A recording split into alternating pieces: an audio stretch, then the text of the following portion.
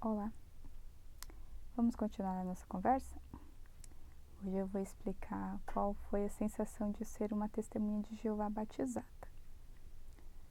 Bem, os outros vídeos vêm contando outros relatos que você pode acompanhar, se quiser. Ser uma testemunha de Jeová batizada é algo, no mínimo, interessante. Por quê?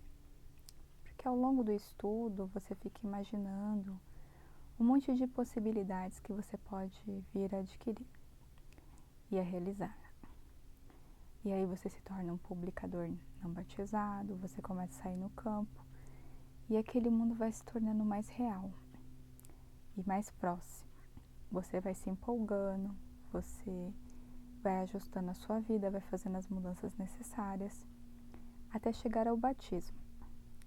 Quando chega ao batismo, que não é uma coisa fácil de se alcançar, porque é muito sério, você se batiza. E aquele simples banho de água faz você adquirir responsabilidades que você não tinha noção do quão pesadas seriam para a sua vida. Não digo aqui que sejam em todos os locais, eu estou falando apenas dentro da organização de Jeová. Bem, a responsabilidade é muito grande. Você assume um compromisso perante Jeová Deus e Jesus Cristo de ser obediente, de respeitar os representantes dele na terra, de cumprir o seu ministério diante de uma nuvem de testemunhas. Bem, eles também garantem que você vai ter o apoio tanto de Cristo como do Espírito Santo e dos irmãos à volta para auxiliar e compartilhar experiências. É muito lindo, né? Tudo isso é muito bonito. Seria maravilhoso se fosse realmente tudo assim, do jeito que fala. Uma testemunha de Jeová batizada, ela ganha sim muitas responsabilidades. Ela precisa entender que agora ela não é mais um ser humano normal, comum, corriqueiro. Ela foi retirada do mundo de Satanás para prestar um serviço sagrado. E ela entrou dentro de uma organização para ser treinada, para poder pregar e ajudar a fazer novos discípulos para Jesus, visto que o fim do mundo está se aproximando e é cada vez mais preciso correr contra o tempo. Isso, precisamos salvar o maior número de pessoas possível da destruição que se aproxima, da qual vai varrer a humanidade desobediente, e só vão ficar aqueles que são leais a Jeová e fazer parte de sua organização. Bem, você ali envolvido com tudo aquilo, você acaba entrando no meio e acha até interessante tal situação. Mas as responsabilidades não são para qualquer um. Por quê? Porque elas vão preencher praticamente toda a sua rotina. Você vai precisar ter tempo para fazer as suas orações, você vai precisar de tempo para considerar o examine, que é aquele folheto que eu já mencionei, vai ter que ter tempo para preparar as reuniões, tanto de final de semana quanto a de semana. Naquela época ainda tinha estudo de livro, então eram 3 reuniões na semana. E ainda preparar o seu estudo pessoal, que é o qual você escolhe um tema específico da sua necessidade para você considerar com oração e pesquisa. Você também vai precisar tirar um tempo para preparar suas saídas de campo, suas partes na escola, ou se você adquirir um estudo, você vai ter que ter tempo para considerar os assuntos para o seu estudante, pensar no que ele precisa para você poder dar a orientação necessária. Então, tudo isso preenche o seu tempo. E se você trabalha, você tem que conciliar tudo isso na sua rotina. Se você tem família, E tipo, marido, filhos, você tem que ajustar o seu tempo para também talvez trazê-los a uma rotina espiritual, se eles já não forem membros efetivos. Se forem, você precisa realmente ter tempo para fazer o seu estudo em família e fortalecer a sua família, visto que o mundo de Satanás corrompe a mente das pessoas 24 horas por dia. Então, tudo isso preenche muito seu tempo. Você quase não tem tempo para mais nada. Literalmente isso. Você acorda de manhã, respira a teocracia, passa o dia inteiro pensando no que você tem que resolver e vai dormir pensando no que você tem que fazer no dia seguinte. Não há tempo para você tirar, por exemplo, de lazer. Se você não colocar na sua agenda um momento para você ter lazer, você praticamente não tem. Lembrando que quando se fala em lazer, não é um simples lazer normal, comum. Tipo, vou no shopping assistir um filme. Você é uma testemunha de Jeová. Você tem que avaliar qual o tipo de filme que você vai assistir. Tem conteúdo de violência? Tem conteúdo espírita? Tem conteúdo de imoralidade? Será que Jeová se sentaria do seu lado para assistir o filme com você?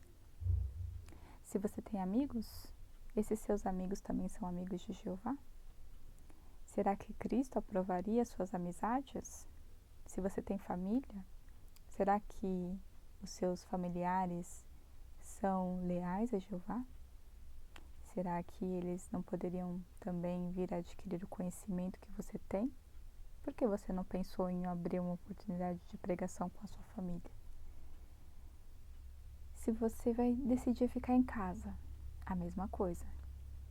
Se você liga a televisão e vai assistir qualquer tipo de programação, você tem que pensar nessas coisas. Será que Cristo sentaria ao seu lado para assistir tal coisa? Você já preparou a sua reunião? Está tudo em dia? As suas leituras? Então você sempre, quando vai se divertir com alguma coisa, você tem que levar essas coisas em pensamento. Sempre considerar. Então o simples fato de você tirar um tempo para sentar e tirar um cochilo, você tem que pensar: cumpri meu requisito de horas? Deixei alguma atividade para fazer depois? Poderia estar fazendo alguma coisa em sentido espiritual para fortalecer a minha fé? Então, são coisas que a maioria das pessoas elas não tem noção de como é. E aquilo te absorve, então você fica simplesmente se policiando 24 horas por dia. E às vezes não é uma coisa forçada, não é uma coisa que parece pesada. É uma coisa que você vai desenvolvendo com o tempo e aquilo vai tomando uma forma de pensamento que vai te monitorando, vai te guiando. E você pensa: estou sendo guiado pelo Espírito Santo de Deus. Então eu tenho a aprovação de Jeová. Então continua fazendo. E assim vai. Além disso, tem o seu trabalho. A mesma coisa. Se você tem um trabalho, esse trabalho é digno, é um trabalho honroso, você não corre perigos no seu trabalho, tipo amizade com colegas de trabalho do sexo oposto, ou se o seu trabalho possibilita coisas ilícitas, ou se o seu trabalho rouba o tempo de você poder chegar na reunião, te atrapalha no serviço de campo.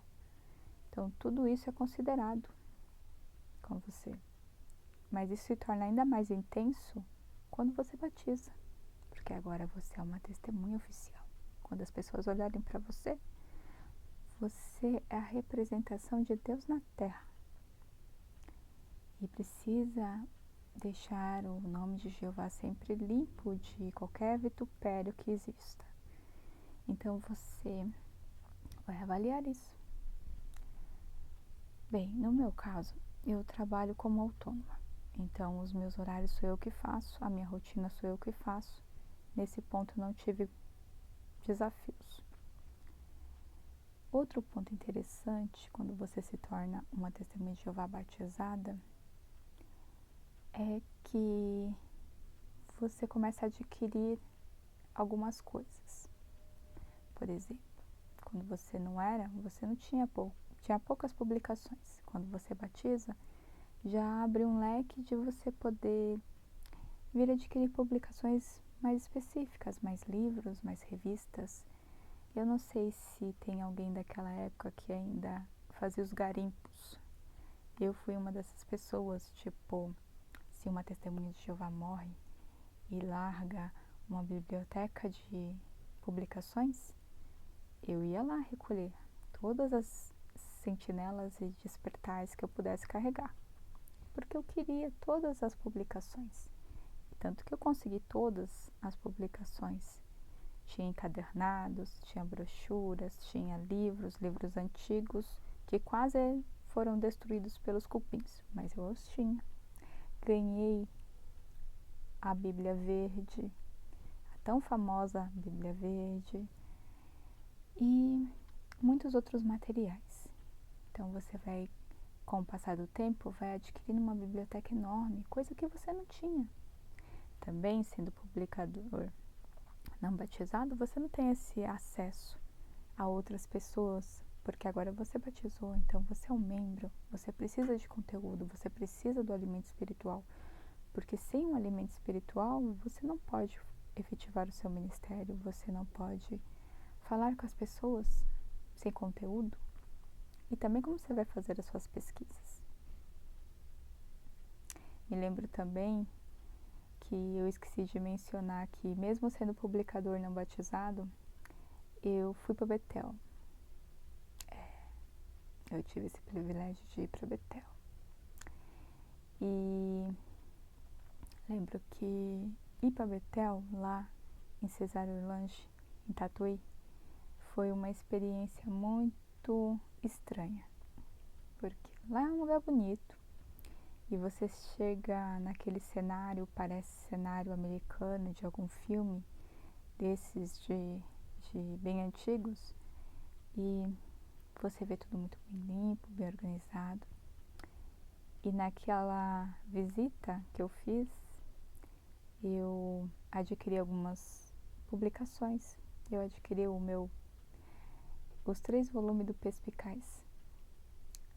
E eu lembro que eu voltei para casa muito contente, porque eu havia adquirido o volume do Perspicaz, aqueles 3 livros grossos que vem explicando os temas e os pontos. E eu lembro quando eu tirei do balcão, a moça, a irmã no caso, estava muito brava, porque estava cheio de gente. E ela foi muito grosseira comigo. Ela disse assim: "Você já colocou o seu donativo na caixinha?" Eu pensei comigo: ela não sabe que eu não sou batizada. Ela me viu vestida a caráter e achou que eu era uma irmã. E foi bem grosseira comigo. Eu dei uma risadinha para ela, fiz que não estava prestando atenção e me virei para outra estante. Recolhi algumas publicações em vários idiomas, porque eu amo idiomas, e saí como se nada tivesse acontecendo. Pensei comigo: ela não sabe que eu sou apenas publicadora, ela não tem noção. E relevei. Não sabia que era um comportamento normal lá dentro de Betel. Mas Betel eu fui só uma vez, porque quando eu estive lá, havia uma irmãzinha que estava me acompanhando e ela disse para mim: "Faça o que você puder, se esforce o bastante para que você venha para cá, porque este aqui é o verdadeiro paraíso. Aqui todas as coisas acontecem e aqui nós estamos protegidos." Lembro-me de ter olhado aquilo tudo. Nós andamos em todos os departamentos de Betel, entramos em salas de escritórios, apartamentos, aonde faz a gráfica, foi explicado tudo. E tinha até um museu na época, expondo algumas coisas sobre as Testemunhas de Jeová. E eu fiquei impressionada com a limpeza e a organização do lugar. Mas a revolta daquela moça no balcão me chamou mais atenção do que qualquer outra coisa, porque ouvir a irmãzinha falar que aquele era o melhor lugar do mundo e ver a reação daquela moça no balcão não era compatível. Se ela morasse realmente num lugar bom, agradável, cheio de plenitude, por que ela estaria zangada? E por que teria falado comigo daquela maneira? Porque eu nem batizada era, eu era apenas uma visita. Achei estranho, achei esquisito, mas eu fui educada para ser educada. Então eu deixei passar. Falei, eu não vou palpitar, eu não conheço, estou começando agora. Talvez ela não esteja num bom dia. E eu tenho essa memória comigo, tanto daquela moça no balcão, como da irmãzinha falando que eu deveria fazer de tudo para ir lá, ficar em Betel. Eu não gostei do lugar. Eu olhei, eu achei muito organizado, mas me imaginar dentro de Betel, com aquela rotina, com todas as coisas que nós sabemos que é exigido, eu não me imaginava lá dentro. Então foi a primeira e a última vez que eu pisei em Betel. E eu tive a oportunidade de ir algumas outras vezes, mas não fui. Fui convidada por betelitas, mas não fui. E conhecia muitas pessoas ali dentro. Conheço, né? E nunca tive vontade de... Tive relatos bons de lá e relatos não muito agradáveis. E aquilo me fez pensar muito a respeito. Então, mesmo sendo depois batizada, eu nunca tive a intenção de ir para Betel, de forma nenhuma. Ficou um trauma em mim que só depois de muito tempo que eu entendi porquê daquela revolta daquela irmã e do meu sentimento de não querer ficar ali dentro, servir ali dentro. Bem, voltando ao ponto. Então você adquire a instrução, você adquire os materiais, então você tem munição suficiente para ir para o campo. O que é o campo? O campo é o mundo, o território é o mundo. E você tem a obrigação de pregar as pessoas e ajudá-las a conhecer a Jeová. Então eles designam um lugar, geralmente a casa de um irmão, para ter a saída de campo. Lá ele se reúne como um pequeno grupo, onde é considerado temas que vão ser utilizados naquela semana, naquele mês. O irmão lê alguns textos, ele faz as considerações, dá alguns avisos, separa os pares se você não tiver feito arranjo com ninguém antes, para sair junto com você no ministério, porque o ministério é feito em pares. Sempre saem mulheres com mulheres, homens com homens, e se você vê uma mulher com homem, geralmente são casais, ou são pais e filhos, ou parentes muito próximos. Você nunca vai ver um casal de solteiros juntos, a menos que eles tenham um compromisso sério e aprovado pela congregação, claro. E aí ele te designa com a sua companhia para aquele dia, te orienta a quadra que vai ser trabalhada. A quadra geralmente são as ruas, e se for muito longe ele te coloca num carro e determina para tal rua. E lá um irmão responsável vai estar lá, vai te colocar na calçada e você tem que trabalhar naquela rua durante pelo menos 2 horas, fazendo voltas e falando com o máximo de pessoas que você conseguir, batendo em todas as casas de preferência. Para isso você tem que ter seu material. Você leva na sua bolsa, você leva a Bíblia, você leva uma caneta, um bloquinho de notas, você leva o registro de casa em casa, que é o registro onde você anota o nome da pessoa, o número da casa, algum detalhe que você achou interessante da pessoa, o que foi falado, o texto que você leu. E aquilo fica como um arquivo para você utilizar caso aconteça uma revisita. que é, por exemplo, você deixa um pensamento e fala, eu vou voltar, posso voltar aqui depois para a gente continuar a conversa? E geralmente você tem que voltar. E aí daquelas visitas, você faz algumas outras visitas até a pessoa concordar em estudar, querer estudar, e aí você volta para estudo. Mesmo que seja no portão, mesmo que seja na rua, mesmo que ela fale assim, vamos sentar ali no banquinho do ponto de ônibus para conversar sobre a Bíblia, você já considera um estudo bíblico. Não é preciso a pessoa entrar na sua casa para ela estar dirigindo um estudo bíblico com você. Ela pode fazer isso de diversas maneiras. Então, o serviço de campo, você tem que levar a sua bolsa, de preferência levar água, guarda-chuva, alguma coisa para comer se você come na rua, porque você vai ficar 2 horas ali dando voltas. Seu celular, se você tiver um celular, e outras coisas que você ache necessário. Então você leva uma bolsa bem pesadinha, eu diria, com mais de 5 quilos de coisas dentro, porque era isso que a minha bolsa pesava, que eu cheguei a pesar, de coisas de utilidade para serviço de campo.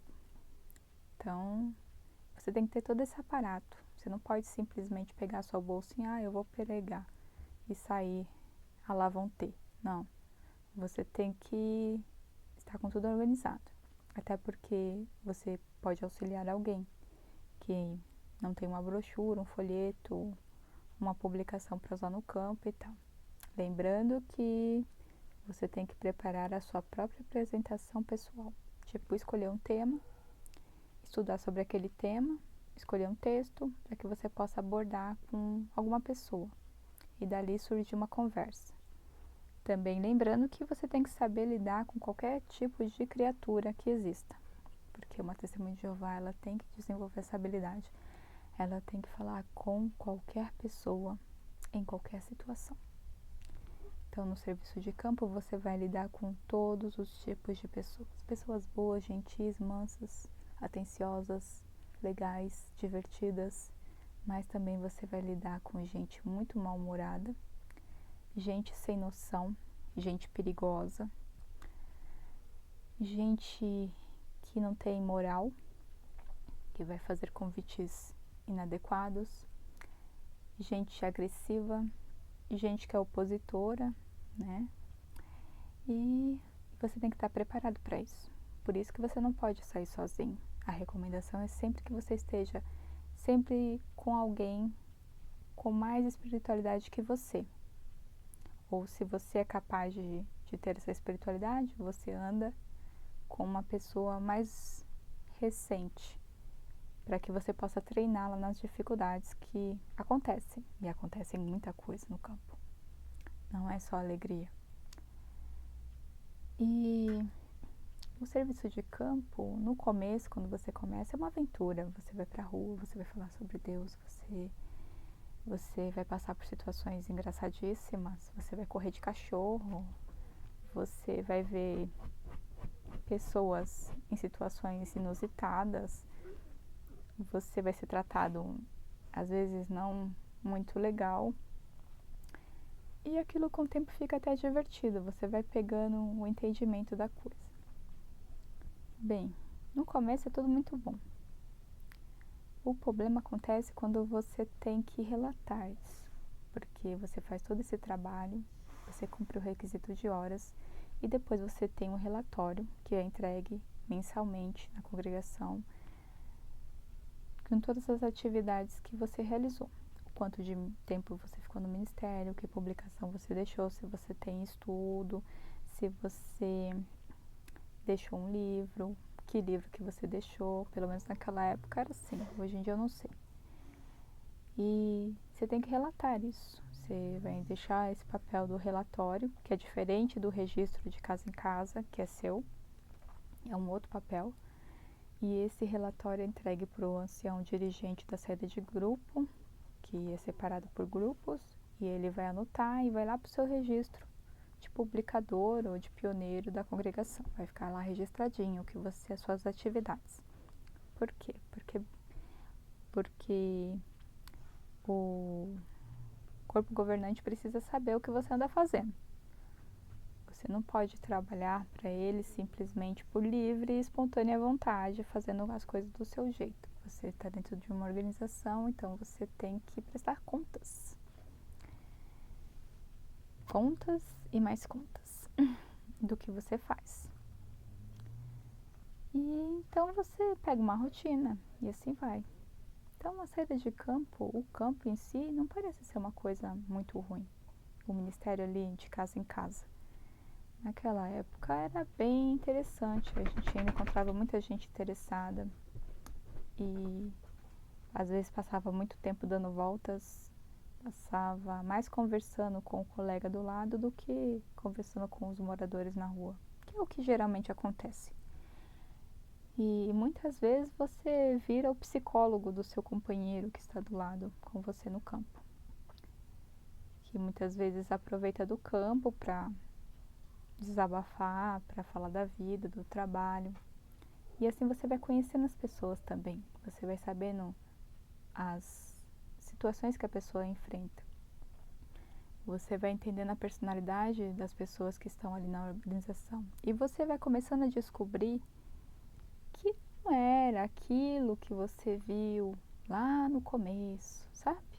Lá naquele dia que você chegou assim, que você frequentava e você admirava certas pessoas. Não, você começa a ver as pessoas como elas são realmente.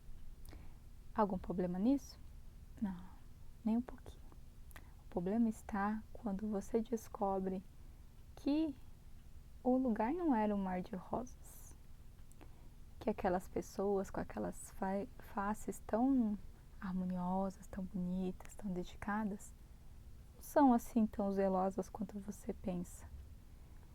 E que passam por situações que você nem imaginava. Ainda mais se você tem a capacidade, como eu, de fazer as pessoas falarem as coisas por livre e espontânea vontade realmente.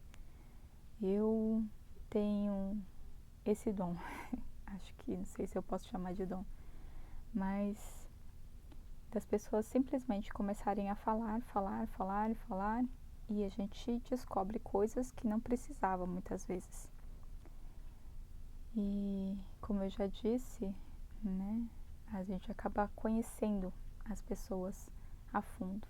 Umas você pega amizade e se compadece, e outras liga aquele sinalzinho de alerta bem grande, de pisca-pisca, porque você também descobre que nem todo mundo ali dentro é seu amigo, que nem todo mundo ali dentro quer o bem de todo mundo, que as coisas, que por mais que as pessoas falem, são seres humanos, vai ter conflito e tal, sim, mas foi me vendida a ideia de que ali os conflitos são resolvidos de maneira decente.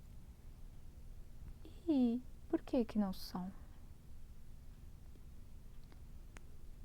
Mas você releva, porque são, que nem dizem, são imperfeitos, são pecadores. É sempre esse discurso de que eles são imperfeitos, são pecadores, mas você não tem a instrução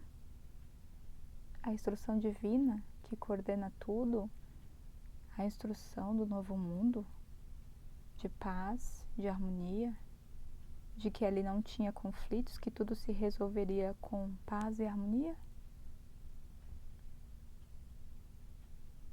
Aí você começa a ver um lado que você não gostaria de ver. Mas eu vou contar ainda outras partes. Eu vou encerrar esse vídeo aqui e a gente continua num próximo. Fique aí. Muito obrigado e até mais.